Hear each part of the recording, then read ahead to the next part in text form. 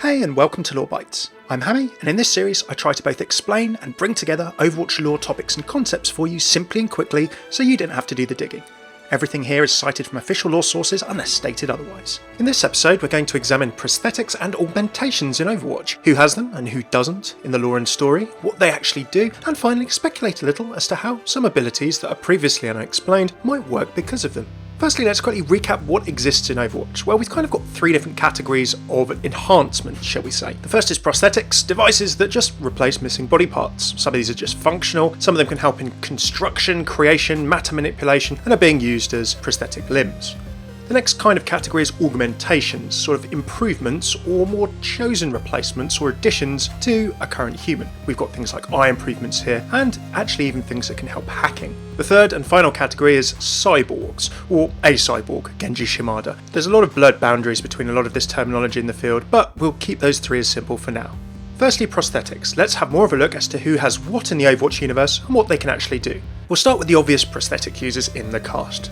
Firstly, McCree. Yep, his arm. It's kind of interesting when he lost this timing-wise, as we've seen him in 2 or 3 different Golden Age Overwatch images with both arms intact. He doesn't use his prosthetic for precision aiming, note. He always holds his Peacemaker in his existing normal human hand. When it comes to fan the Hammeh, however, the rapid movement of a prosthetic limb seems to be quite useful here, as he uses it to fire off a lot of bullets in a short period of time. Next up, Torbjorn. Of course, you can hardly miss his prosthetic. He actually generates molten metal with it somehow, given that his gun ejects molten metal at short range. He's actually pretty nifty and nimble with it as a grabber too, as shown in his comic Destroyer. He uses it as a gripper to climb a ladder, actually crushes a drone in with it as he's fighting inside the Titan Omnic, and finally in the confrontation with Sven, he grabs his gun away from him. Not that he is, of course, but if he was a dwarf, I'd probably describe him as dangerous over short distances. Next up we've got Junkrat, the fairly obvious peg leg, maybe got a little bit of a spring in it, a little bit of shock absorption quality maybe. The amount that he flies around, he's got to be able to land somehow.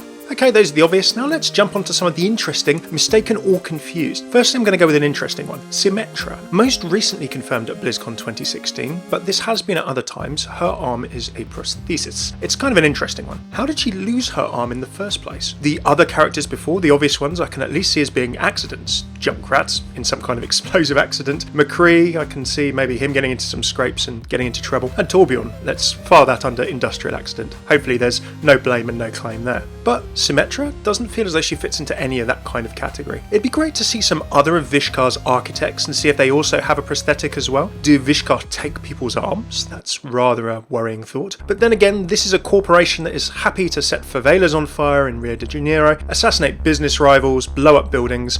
I wouldn't put it past them.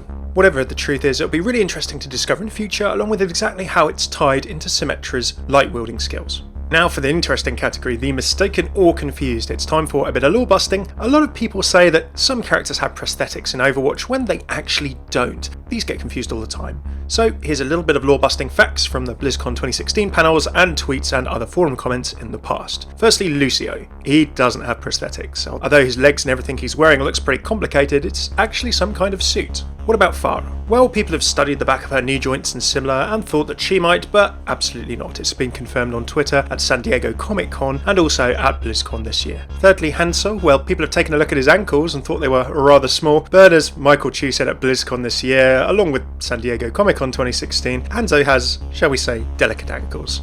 And perhaps maybe he should train with Zarya to buff his legs up a bit.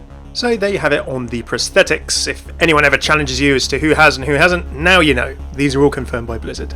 Next up I wanted to quickly cover augmentations. So we've got 3 or 4 interesting examples of this. One of them is a bit speculated by me, but I'll cover that at the end. Firstly we've got Ana Amari. Now before her tragic accident and confrontation with Widowmaker that led her to dropping off the map, as we know in the events of her comic Legacy, she had a cybernetic eye. This could give her 6 times greater vision than normal, and then with her 100 times scope, that would get her up to 600 level. She didn't need the scope most of the time when using this eye. So Ana's had some augmentations in the past. Obviously after the accident, she's using her non-dominant eye now to snipe. Pretty versatile of her. Next up we've got Sombra. We don't actually have precise details of how Sombra's augments help her hack, but we've seen the degree to which she's been augmented from this shot in her origin trailer, the glowing, tattooey, almost circuit-like look around her head, finally this augment running down her spine and what look to be almost ports or connections in her back that are being placed in here. Whatever it is, Sombra's got some pretty wild abilities, so however her augments work, we'd assume that they'd work with her hacking, maybe her thumb optic camo as well when she cloaks.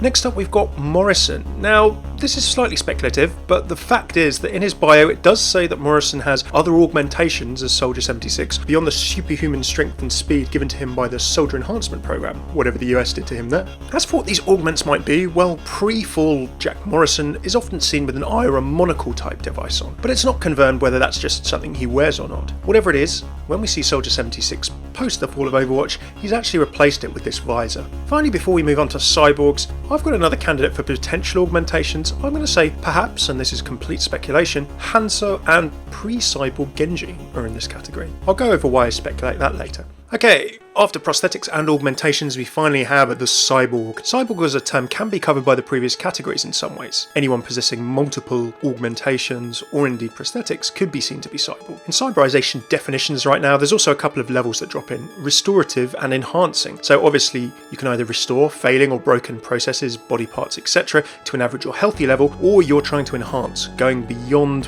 what the abilities and processes could achieve before. It's pretty clear what's happened in Genji's case here. As he was left clinging to life, Overwatch offered to rebuild his body in exchange for his help. We know that Mercy was definitely involved in keeping him alive initially, but we don't know for sure who did the cyberization. Overwatch had a lot of smart engineers and scientists to Torbjorn for one, so just to quickly lore bust, we don't know who cyberized Genji precisely. We see in Dragons that his eye and head are still intact, but what else is going on is a mystery.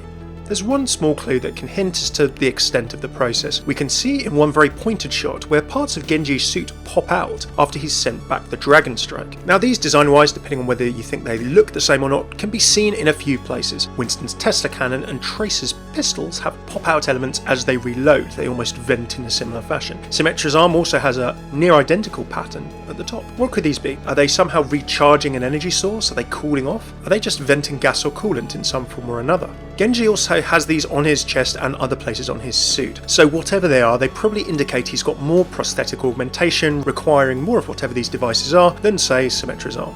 Last but not least, I wanted to have a quick think about prosthetics augmentation and some of the abilities that are kind of unknown in the Overwatch universe at the moment, the ones that are a little hard to explain.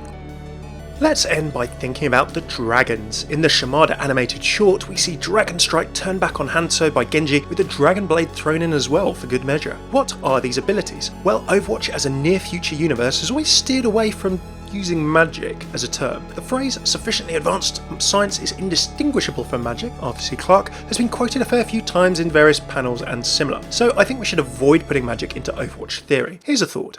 Hanzo's tattoos glow before unleashing his Dragonstrike in the animated short. Perhaps this is an augment of some kind that enables him to project or use hard light. Would Genji have similar? We've seen Sombra almost getting tattooed with implants that clearly augment her hacking abilities, and Symmetra using hard light to project physical force fields and create a bridge strong enough for her to walk on. Is an energy draining or damaging dragon shaped of hard light and directable that much of a leap of credibility from these technologies?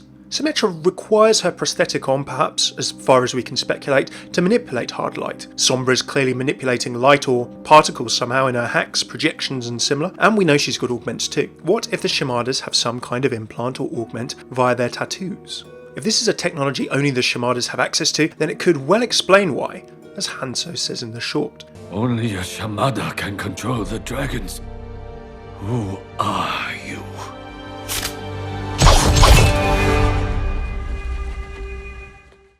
Now this is completely a theory, it's not proven how the Shimada's tech works in the lore at all, but I quite enjoy it. Do let me know your thoughts and theories in the comments. Thanks for tuning in to Lore Bytes. If you like this vid, do let me know your thoughts and theories with a comment, perhaps drop a like or subscribe, it really helps me out. You can see more episodes in this series, my hero lore, voice lines and interaction series, and loads more Overwatch lore, theory and news as well on the channel. Playlists are here. If you like my videos and you'd like to learn more about supporting them, then check out my Patreon linked here. There's some cool rewards too. Cheers for tuning in. I'm Hammeh. Take it easy.